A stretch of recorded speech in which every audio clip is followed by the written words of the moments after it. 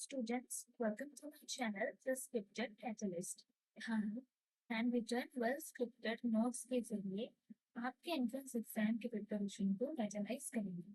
Any students preparing for JEE, NEET, IIT, JAM, CET, PG, or any other PG entrance exams for chemistry, this video is for you. अगर आप इस channel पर entrance level के notes, questions and online tutoring minimal price पर afford करना चाहते हैं, तो आप मुझे डिस्क्रिप्शन में दिए गए नंबर पर व्हाट्सएप कर सकते हैं. आपको इस लेक्चर के नोट्स और एक टेलीग्राम चैनल में मिल जाएंगे, so please do join my Telegram channel. तो आइए हम आज का वीडियो शुरू करते हैं. तो हमने इक्विलिब्रियम चैप्टर के तीन सीरीज में वीडियो शुरू किया था, तो आज ये उसका थर्ड पार्ट है, जो है हमारा फेज इक्विलिब्रियम. तो फेज इक्विलिब्रियम में हमने केमिकल इक्विलिब्रियम देखा, जो केमिकल रिएक्शंस में जो सब एक एक जो पार्ट रह रहा था, रिएक्टेंट प्रोडक्ट वो कैसे इक्विलिब्रियम में स्ट्रेन दे रहे हैं, वो पार्ट देखा. फिर आयनिक इक्विलिब्रियम में हमने देखा कि वीक इलेक्ट्रोलाइट्स कैसे आयंस और उसके अनआयनाइज्ड वीक इलेक्ट्रोलाइट कैसे इक्विलिब्रियम में रह रहे हैं. फेज इक्विलिब्रियम में भी हम देखेंगे कि physical distinction between two states or phases of uniform chemical composition. तो फेज इक्विलिब्रियम में हमें एक यूनिफॉर्म केमिकल कॉम्पोजिशन देखने को मिलेगा, जिसमें हमें उसके दो स्टेट्स या फिर दो फेजेस में उसका डिस्टिंक्शन देखना है. तो यहाँ पर मैंने उस हिसाब से बहुत सारे एग्जाम्पल्स जो मेंशन किए हुए हैं. आपको एंट्रेंस एग्जाम्स में ज्यादातर ऐसे एग्जाम्पल्स देखने को मिलेंगे. सही क्वेश्चन. फेज इक्विलिब्रियम से हमें पीजी लेवल के एंट्रेंस एग्जाम्स में हमें ज्यादातर क्वेश्चंस देखने को मिलते हैं. फिर जैसे हम यहाँ पे देख सकते हैं, यहाँ पे हमने यहाँ पे लिया है NaCl, H2O, CCl4. यहाँ पे हमें पता है कि NaCl और H2O ये दोनों पोलर हैं और CCl4 नॉन पोलर है. और ये इस वजह से ये NaCl और H2O ये दोनों मिल जाएंगे, डिसॉल्व हो जाएंगे. हमें पता है कि सॉल्ट NaCl जो होता है वो H2O में डिसॉल्व हो जाता है, तो ये मिलके एक ही बन जाएगा. ये टोटल में एक ही कंपाउंड सॉरी एक ही फेज बन जाएगा, और ये वाला बन जाएगा दूसरा फेज. तो हमारे पास इस वजह से इस वाले सिस्टम में हमारे पास दो फेज हैं. हम बोलेंगे हमारा P जो हमारा फेज है वो है दो. हमारे पास अभी यहाँ पे टू फेजेस हैं. यहाँ पर भी वैसे ही, बट यहाँ पे जो नॉन पोलर वाला पार्ट है वो बीच में आ जाएगा. नॉन पोलर वाला पार्ट बीच में आ जा रहा है, इस वजह से दो पोलर पार्ट्स जो है वो आपस में मिल नहीं पा रहे हैं. इस वजह से यहाँ पे फेज 3 रह रहा है. यहाँ पे तीन अलग अलग फेजेस रह रहे हैं. फिर अगर हम ले कोई भी मिक्सचर ऑफ गैसेस, मतलब डिफरेंट टाइप्स ऑफ गैसेस का मिक्सचर लें, तो वो उसका फेज हमेशा 1 रहता है. और ये चीज हमें ध्यान में रखनी है कि मिक्सचर ऑफ गैसेस का फेज हमेशा 1 रहता है. और उसी हिसाब से अगर हम कोई भी एक मिक्सचर ऑफ सॉलिड लें, जहाँ पे ऐसे A, B, C या फिर D ऐसी डिफरेंट टाइप ऑफ सॉलिड हो, तो वो सारे different type of solid different different phase show करेंगे. ये भी हमें याद रखना है कि डिफरेंट टाइप्स ऑफ सॉलिड हमेशा डिफरेंट फेज शो करते हैं. मतलब जितने नंबर ऑफ सॉलिड होंगे उतने नंबर ऑफ फेजेस होंगे. यहाँ पे 3 सॉलिड्स हैं, यहाँ पे 3 फेज है. मिक्सचर ऑफ गैसेस में एक जितने भी नंबर ऑफ गैसेस हो वो हमेशा एक ही फेज शो करता है. फिर अगर हम अलॉय का केस लें, अलॉय का केस ऑफ कोर्स हमेशा सॉलिड में ही देखने को मिलता है. तो अलॉय का फॉर्मेशन कैसे होता है? ऑफ कोर्स दो सॉलिड्स के फ्यूजन से, उसके कॉम्बिनेशन से. तो उसमें भी, उस केस में भी हमारा फेज हमेशा 1 ही रहेगा. फिर अगर हम एक सोल्यूशन ले रहे हैं, एक्वस सोल्यूशन, उस एक्वस सोल्यूशन में हमारे पास कितने सारे आयंस हैं, डिफरेंट टाइप्स ऑफ आयंस है. Kg प्लस अभी different types of ions, anions and cations हम यहाँ पे देख सकते हैं. डिफरेंट कटायंस एंड अनायंस हम देख सकते हैं किसमें,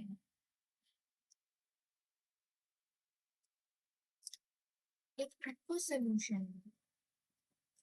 इन एक्वस सोल्यूशन में जब हम डिफरेंट टाइप्स ऑफ कटायंस और अनायंस देखते हैं, तो वो किस फेज में है? ये सब एक्वस सोल्यूशन में ही है. इस वजह से उनका फेज जो है तो 1 ही रहेगा. हमें ये चीज को ध्यान में रखना है. हमें ज्यादातर क्वेश्चन सेंटेंस लेवल में इस चीज से देखने को मिलते हैं. न्यूमेरिकल टाइप क्वेश्चंस कि एक्वस सोल्यूशन में ऐसे बहुत सारे आयंस दिए गए होंगे, तो हमें मतलब फेज कितना डालना है, तो वहाँ पे फेज आके 1 ही डालना होता है. ये कुछ कॉमन एग्जांपल्स हैं जो मैंने यहाँ पे मेंशन किया हुआ है। ये H2O का जो होता है सॉलिड लिक्विड गैस का, उसका फेज हमेशा 3 रहता है, क्योंकि अभी 3 डिफरेंट फेजेस हैं।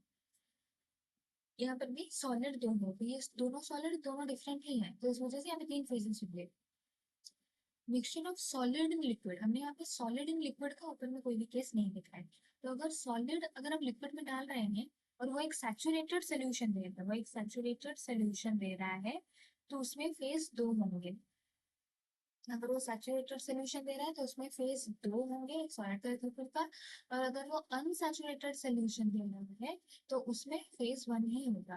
क्यों? तो वो केस हम ये लास्ट वाले केस के साथ हम मतलब सिमिलर बोल सकते हैं। मतलब यहाँ पर भी ऐसे ही सब सॉलिड फॉर्म पे ये सब डले हुए होंगे, मतलब डिफरेंट नंबर ऑफ आयंस होंगे, बट वो जो लिक्विड स्टेट होगा वो ज्यादा अमाउंट में, तो उस वजह से वो अनसैचुरेटेड सोल्यूशन भी हमें सिर्फ एक ही लिक्विड फेज देगा, तो वो हम बोलेंगे उसका फेज 1 है।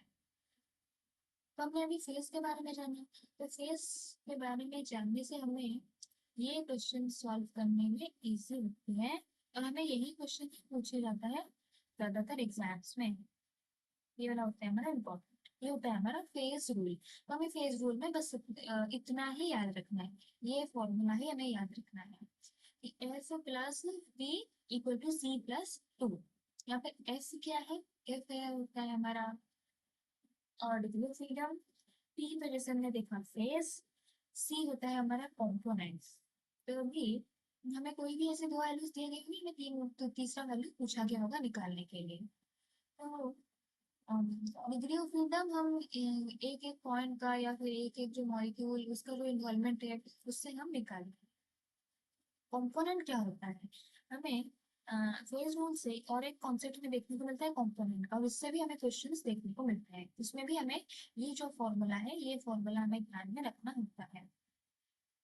Minimum number of constituent required to describe a composition. कितने नंबर ऑफ कॉन्स्टिट्यूएंट्स हैं किसी भी सिस्टम में? जहाँ पे n है नंबर ऑफ कंपोनेंट, मतलब जितना नंबर ऑफ कंपोनेंट हमें देखने को मिल रहा है, minus e number of equilibrium. उन्हीं सब कंपोनेंट्स के बीच में अगर कोई इक्विलिब्रियम प्रेजेंट है, जो भी जितना भी नंबर ऑफ इक्विलिब्रियम प्रेजेंट होगा वो भी हमें इसे माइनस करना है। फिर माइनस आर मतलब रिस्ट्रिक्शंस। तो अभी ये रिस्ट्रिक्शंस क्या है? ये सारे रिस्ट्रिक्शंस हैं उसके। ये सारे रिस्ट्रिक्शंस हमें किस किस केस में लगाने हैं? आर इक्वल टू 1, हमें आर का वैल्यू 1 पुट करना है कहाँ पे? If number of H plus OH minus are from water only. अगर हम ये बोल सकते हैं अगर हमारा बहुत ही डाइल्यूटेड एक्वस सोल्यूशन है, अगर हमारा बहुत डाइल्यूटेड एक्वस सोल्यूशन जैसा है जिसमें नंबर ऑफ H प्लस और OH माइनस आयन से सपोज है, तो उसमें हम आर का वैल्यू 1 पुट करेंगे एज रिस्ट्रिक्शन। आर का वैल्यू 1 और किस जगह में पुट करेंगे? If ions form in solution, अगर हमारे पास बहुत सारे आयंस फॉर्म हो रहे हैं सोल्यूशन में। आर का वैल्यू 1 हम किस जगह और पुट करेंगे? जब gases at same partial pressure, जब डिफरेंट टाइप्स ऑफ गैसेस हैं, मिक्सचर ऑफ गैसेस हैं एंड वो सेम पार्शियल प्रेशर में है, तो उसमें भी हम restriction R is equal to 1 put करेंगे। किसमें? कंपोनेंट वाले फॉर्मूले में। तो कंपोनेंट वाला फॉर्मूला निकालने के बाद हमारे पास जो सी का वैल्यू आएगा, उस वैल्यू से हम फेज रूल से हम डिग्री ऑफ फ्रीडम है फिर पी फेज वो सब निकाल सकते हैं। तो हमें ये क्वेश्चन ज्यादातर ऐसे ही इंटर रिलेटेड करके देखने को मिलता है। फिर हमें यहाँ पे ऐसे ही बहुत सारे क्वेश्चंस भी दिए गए हैं, ये PYQs हैं जो हमें देखने को मिले हैं, कुछ प्रैक्टिस क्वेश्चंस भी मैं प्रोवाइड कर सकती हूँ। Please do WhatsApp me on the number given in the description। तो यहाँ पे हम देख सकते हैं कि ये Fe है, ये सॉलिड में है। इस ऐसे टाइप ऑफ क्वेश्चंस में फेज इक्विलिब्रियम वाले क्वेश्चंस में हमें क्या हमें ब्रैकेट या फिर क्या हमारा प्रोडक्ट निकल रहा है हमारे लिए उससे ज्यादा इम्पोर्टेंट ये सब ब्रैकेट में दिए गए चीजें हैं कि हमारा फेज कौन से फेज में है, हम वही देख के ही हम फेज इक्विलिब्रियम के क्वेश्चन सॉल्व करेंगे। तो यहाँ पे हमारा Fe सॉलिड में है, H2O गैस में है, ये FeO भी सॉलिड में और H2 गैस में है। मतलब यहाँ पे ये सॉलिड सॉलिड तो डिफरेंट फेज में रहेगा, बट ये gas gas mixture of gases हम बोल सकते हैं एक ही फेज में रहेगा। तो हमारे पास ये दो सॉलिड का एक दो और ये एक, तो हमारे पास टोटल 3 फेजेस हो रहे हैं। तो हमारे पास थ्री, पी का वैल्यू 3 आ गया। अभी हमें सी का वैल्यू निकालना है, मतलब कंपोनेंट का वैल्यू। कंपोनेंट का वैल्यू ऑफकोर्स हम उस फॉर्मूले से निकालेंगे। हमारे पास यहाँ पे हमें 4 दिख रहे हैं, तो हमारे पास 4 कंपोनेंट्स हमने लिख लिए। एक इक्विलिब्रियम प्रेजेंट है, और यहाँ पे हमें कोई भी रेस्ट्रिक्शंस देने की जरूरत नहीं है, तो यहाँ पे 0 रिस्ट्रिक्शंस। उस हिसाब से हमारा, हमें मोस्टली याद रखना है, हमारे पास मोस्टली रिस्ट्रिक्शंस 0 में ही हो जाते हैं। रिस्ट्रिक्शंस, ये वाले क्वेश्चंस अगर रिस्ट्रिक्शंस लगाना होगा तो हमें थ्रू द क्वेश्चन पता चल जाएगा कि हमें यहाँ पे रिस्ट्रिक्शन लगाना है। तो फिर हमारे यहाँ पे कंपोनेंट का वैल्यू निकल गया 3। अभी हम लगाएंगे फेज रूल। फेज रूल लगाते, जो डिग्री ऑफ फ्रीडम डी और एफ है, डिग्री ऑफ फ्रीडम जो है एफ, वो हम निकालेंगे और वो वाला वैल्यू हम पुट करेंगे ऐसे आंसर। इसी टाइप ऑफ क्वेश्चन में, ज्यादातर गैसियस टाइप ऑफ क्वेश्चन में हमें ऐसे पूछा गया होता है कि अगर हम on addition of an inert gas, on addition of inert gas, हम अगर किसी भी सिस्टम में कर रहे हैं तो हमें फिर क्या चेंजेस देखने को मिलेगी। तो यहाँ पे हम एडिशन कर रहे हैं इनर्ट गैस ऑफ आर्गन। तो अगर हम आर्गन का गैस ऐड कर रहे हैं यहाँ पे इस मिक्सचर ऑफ गैसेस में, इस मिक्सचर ऑफ गैसेस में अगर हम आर्गन का गैस ऐड कर रहे हैं, तो हमें यही फेज, कंपोनेंट और डिग्री ऑफ फ्रीडम में क्या चेंजेस देखने को मिलेंगी। तो ये जो गैसेस हैं, ये हमें ये रिएक्शन दे रहा है, ऐसा करके कि NO हाफ हो तो NO2 में गैस दे रहा है, तो उसमें हमने आर्गन भी ऐड किया है। तो हमने जैसे देखा था मिक्सचर ऑफ गैसेस का फेज हमेशा 1 रहेगा, तो हमने उससे P हमें मिल गया एज 1। अभी हमें निकालना होता है कंपोनेंट।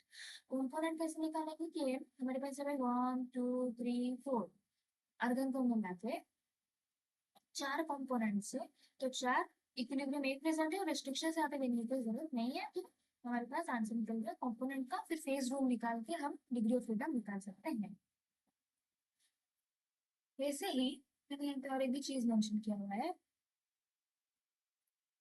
कि एक एक्वा सोल्यूशन जैसा लिया है, जहाँ पे Na+Cl- एक्वस में है, H2O तो ऑफकोर्स लिक्विड फॉर्म में ही है, H2O उसके साथ गैस, सॉरी हम लोग बोल सकते हैं वेपर फॉर्म में भी है, ये वाला भी है, वेपर फॉर्म में ही है और सॉलिड फॉर्म में ही है। तो यहाँ पे इस ऐसे क्वेश्चंस में हम क्या करेंगे, यहाँ पे जैसे मैंने बोला था, तो जहाँ पे वाटर का कंटेंट इतना ज्यादा रहता है, हाई रहता है, या फिर बहुत ही ज्यादा डाइल्यूटेड एक्वस सॉल्यूशन का केस हमारे पास आता है, वहाँ पे अगर जो भी अगर नंबर ऑफ आयंस प्रेजेंट होंगे अनसैचुरेशन में, तो वहाँ पे हम H2O को ही मेनली कंसिडर करेंगे। तो यहाँ पे हमने वो जो देखा था H2O का सॉलिड, लिक्विड और वेपर फॉर्म में उसका जो इक्विलिब्रियम, तो हमने देखा था कि उस केस में हम P=3 ही लेंगे, क्योंकि ये जो डिफरेंट फेजेस हैं, ये अलग अलग ही हम इसको नंबर्स में लेंगे, अलग अलग फेज ही हम इसको लेंगे, इस वजह से हमारा P=3 ही आएगा। तो फिर सबका अभी डाउट आएगा कि Na+ और Cl- कहाँ जाएगा, वो तो एक्वस फॉर्म में ही है, अनसैचुरेटेड फॉर्म में, तो वो Na+ और Cl- हमें इस लिक्विड वाले फॉर्म के अंदर ही देखने को मिलेंगे, उसी के साथ मिलेगा। बट हम सिर्फ यहाँ पे वाटर को कंसिडर करके हमें यहाँ पे 3 फेजेस मिलेंगे, उस हिसाब से हमें फिर कंपोनेंट भी निकालेंगे। यहाँ पे इक्विलिब्रियम हमने यहाँ पे फिलहाल 0 मेंशन करेंगे, क्योंकि हमें एज एन इक्वेशन में ये सब इक्विलिब्रियम में प्रेजेंट है, ये नहीं बताया गया है। हो सकता है ये जो लिक्विड, वेपर और सॉलिड है, ये इतने भी ज्यादा इक्विलिब्रियम में प्रेजेंट ना हो।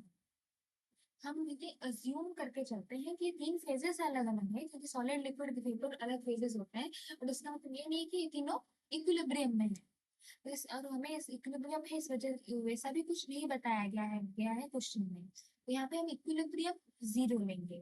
तो जैसे हमने देखा था, अगर डाइल्यूट ज्यादा रह रहा है तो रिस्ट्रिक्शन 1 हमें लगाना है। यहाँ पे नंबर ऑफ कंपोनेंट्स 5, 5 कहाँ से आ रहे हैं कंपोनेंट्स, तो कंपोनेंट्स में हम जितने भी हमें कंपोनेंट्स देखने को मिलते हैं वो सभी हमें अप्लाई कर देने हैं, इंक्लूडिंग Na+ एंड Cl-, तो 1 2 3 4 5 जितने भी हमें कंपोनेंट्स देखने को मिलेंगे सब हमें लगा देना है।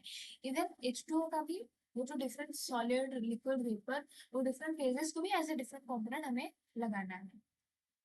तो हमने कंपोनेंट भी लगा दिया, हमने कंपोनेंट का भी वैल्यू कर लिया, तो फिर उसके बाद हम डिग्री ऑफ फ्रीडम का भी निकाल के फेज रूल से निकाल सकते हैं। Same element in different phases counted as different components, ये चीज हमें ध्यान में रखनी है। तो ये वाला जो क्वेश्चन है ये बहुत ही इंपॉर्टेंट क्वेश्चन है from phase rule, from exam point of view. और फिर फेज रूल में हम ज्यादातर सारी चीजें ग्राफ्स में हमें देखने को मिलती है। फेज रूल और ग्राफ्स से भी रिलेटेड हमें क्वेश्चंस देखने को मिलती है। तो ग्राफ मेरे यहाँ पे सारे के सारे ग्राफ्स यहाँ पे मैंने मेंशन किया हुआ है, जिससे हमें ज्यादातर एंट्रेंस लेवल में क्वेश्चंस तो देखने को नहीं मिलते हैं, बट हमें सेमेस्टर्स में इसका एक्सप्लेन रिटन वे में, इसका एक्सप्लेन वे में हमें इसको लिखने के लिए क्वेश्चंस आते हैं लॉन्ग क्वेश्चंस में। तो अगर आपको इसके लॉन्ग क्वेश्चन के नोट्स चाहिए तो मैं आपको हैंड नोट्स प्रोवाइड कर सकता हूँ, जो डायरेक्टली अपने सेमेस्टर्स एग्जाम में ऐसे लिख सकते हैं। तो मैं यहाँ पे जो हमारा mainly exam entrance exam point of view से जो हमें ज्यादातर पूछा जाता है, जो होता है हमारा वाटर का फेज इक्विलिब्रियम का डायग्राम या फिर ग्राफ, मैं यहाँ पे अभी से वही डिस्कस करूंगी। तो ये देखते हैं हमारा और वाटर का फेज इक्विलिब्रियम का डायग्राम। तो वाटर जैसे हमने देखा था 3 स्टेट में प्रेजेंट होता है। ये है हमारा आइस जो होता है हमारा सॉलिड फॉर्म में, ये हमारा वाटर जो होता है हमारा लिक्विड फॉर्म में, ये होता है वेपर, जो हम बोल सकते हैं वेपर या फिर गैसियस फॉर्म ऑफ वाटर होता है। तो ये सब ग्राफ्स क्या है, हमें पता होता है कि सब जो ग्राफ्स होते हैं वो हीट, ये सब जो लाइन्स है ये सब हीट के चेंजेस की वजह से कैसे डिफरेंट फेज से डिफरेंट फेज में जा रहा है वो हमें शो कर रहा है। वही डिफरेंट फेज में जाने का वो जो इक्विलिब्रियम फिर मेंटेन करना है। तो पहले हम इसी ए और ग्राफ से स्टार्ट करते हैं, जो हमारा वेपोराइजेशन कर्व। तो वेपोराइजेशन कर्व में हम यहाँ पे देखेंगे कि वाटर जो है वाटर जो है वो वेपर फॉर्म में जाएगा, कैसे, और एप्लीकेशन ऑफ हीट, जब हम हीट दे रहे हैं वाटर के लिक्विड फॉर्म में, लिक्विड फॉर्म में हीट देने के बाद वेपर फॉर्म में जाएगा। इस वजह से हम इस कर्व को वेपराइजेशन करते हैं, मतलब उन दोनों की सेपरेटिंग फेज वाले कर्व को वेपराइजेशन कर्व का नाम दे रहे हैं। यहाँ पे हमें इन कर्व्स का नाम भी याद ध्यान में रखना है। वैसे ही आइस में जब हम हीट देंगे तो वो लिक्विड वाटर फॉर्म में जाएगा, और उस कर्व को, उस फेज ट्रांजिशन को हम फ्यूजन कर्व, तो फ्यूजन, उस प्रोसेस को हम फ्यूजन प्रोसेस बोलेंगे। हीट ऑफ फ्यूजन हम देंगे, और यहाँ पे हम हीट ऑफ वेपराइजेशन देंगे, यहाँ पे हीट ऑफ फ्यूजन देंगे। इस कर्व को हम फ्यूजन कर्व बोलेंगे, इस कर्व को हम वेपराइजेशन कर्व बोलेंगे। फिर वैसे ही आइस जब directly gaseous state of water में चला जाता है उस स्टेट को हम सब्लिमेशन बोलते हैं, सब्लिमेशन। और उस कर्व को हम, उस फेज ट्रांजिशन को हम सब्लिमेशन कर्व बोलेंगे। आइस जब डायरेक्टली गैसियस स्टेट में जाता है। फिर हमारा और एक पॉइंट आता है ये ट्रिपल पॉइंट। ये ट्रिपल पॉइंट क्या होता है, ट्रिपल पॉइंट, ट्रिपल पॉइंट जहाँ पे ये तीनों स्टेट्स जो है वो को एग्जिस्ट करते हैं, हम बोल सकते हैं को एग्जिस्ट करते हैं एज इन इक्विलिब्रियम में, वो को एग्जिस्ट करते हैं। तो यहाँ पे ये तीनों फेजेस, और 3 फेजेस को एग्जिस्ट करते हैं ट्रिपल पॉइंट में। हमें यहाँ पे ये चीज याद रखनी है, वो 3 फेजेस जब ट्रिपल पॉइंट में को एग्जिस्ट कर रहे होते हैं तो इसका इसका डिग्री ऑफ फ्रीडम 0 होता है। और इसी वजह से हम इसको फेज इक्विलिब्रियम के टेक्निकल नाम से बोलते हैं, वो बोलते हैं हम उसे इनवेरिएंट पॉइंट। इनवेरिएंट पॉइंट हम उसे बोलते हैं, क्यों, क्योंकि ट्रिपल पॉइंट में क्या होता है, डिग्री ऑफ फ्रीडम 0 होता है। फेज 3 होता है क्योंकि 3 फेजेस इक्विलिब्रियम को एग्जिस्ट कर रहे होते हैं। और वहाँ पे हाँ, यहाँ पे इन टोटल हमें कंपोनेंट जो है वो हमें 1 ही लेना होता है। क्यों, क्योंकि हमारे पास कंपोनेंट सिर्फ और सिर्फ वाटर ही है, तो यहाँ पे कंपोनेंट हमारा 1 ही हमें लेना है। बस फेजेस और डिग्री ऑफ फ्रीडम में डिफरेंस आएगा। जहाँ पे डिग्री ऑफ फ्रीडम 0 रहता है उस पॉइंट को हम इनहेरिएंट पॉइंट बोलते हैं। तो फिर अभी area wise and curve wise भी डिग्री ऑफ फ्रीडम में चेंज होता है। सब कर्व्स में, सभी कर्व्स में डिग्री ऑफ फ्रीडम 1 है, सभी कर्व्स में डिग्री ऑफ फ्रीडम 1 है। 1 का मतलब हम ये बोल सकते हैं कि यूनिवेरिएंट, डिग्री ऑफ फ्रीडम जहाँ 1 रह रहा है यूनिवेरिएंट। और यहाँ पे सभी कर्व्स में फेज 2 रहता है। क्यों? क्योंकि दो फेज में के बीच में वो सेपरेटिंग पॉइंट है, वो कर्व।